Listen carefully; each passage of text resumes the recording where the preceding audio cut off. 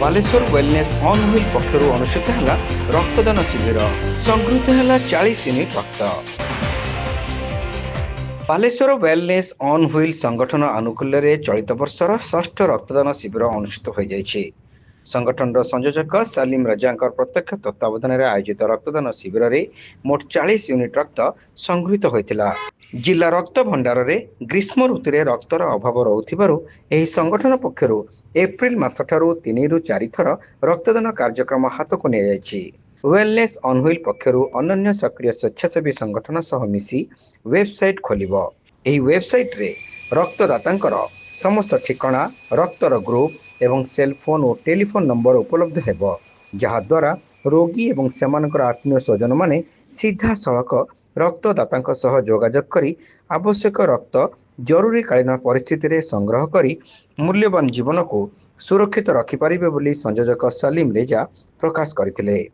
देखो actually summer रे camp बहुत कम हो जाए से ब्लड बैंक वाले मुझे फोन करते से आम जो साइक्लिंग क्लब अच्छी वाव क्लब ता तरफ आज ब्लड डोनेशन कैंप करूँ।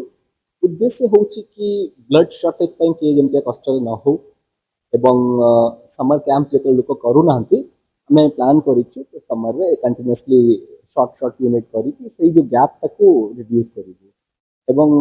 बड़ कथा आज आम गोटे डेटाबेस स्टार्ट करूँ। वेलनेस ऑन व्हील्स तरफ गोटे डेटाबेस आरंभ करूँ।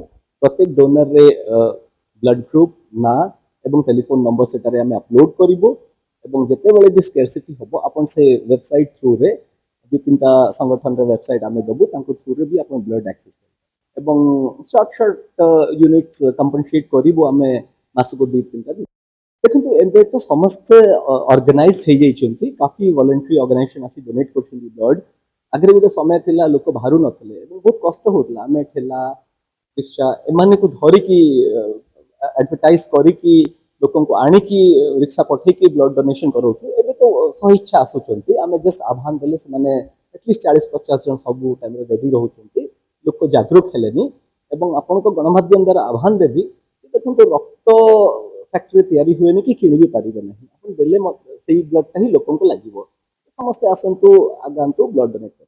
ଏହି ରକ୍ତଦାନ କାର୍ଯ୍ୟକ୍ରମରେ ୱେଲନେସ୍ ଅନ୍ ହୁଇଲ୍ର ସଦସ୍ୟ ଅଜିତ ବାସ୍କେ, ଆଲୋକ ଦାସ ପଟ୍ଟନାୟକ, ସତ୍ୟେନ୍ଦ୍ର ଦାସ, ମହମ୍ମଦ ସାଗିର, ଓମ୍ ପ୍ରକାଶ ସାହୁ ଏବଂ ସଞ୍ଜୀବ ଟୁଡୁ ପ୍ରମୁଖ ସଦସ୍ୟମାନେ ଉପସ୍ଥିତ ରହି ରକ୍ତଦାନ ଶିବିରକୁ ପରିଚାଳନା କରିବାରେ ସକ୍ରିୟ ସହଯୋଗ କରିଥିଲେ।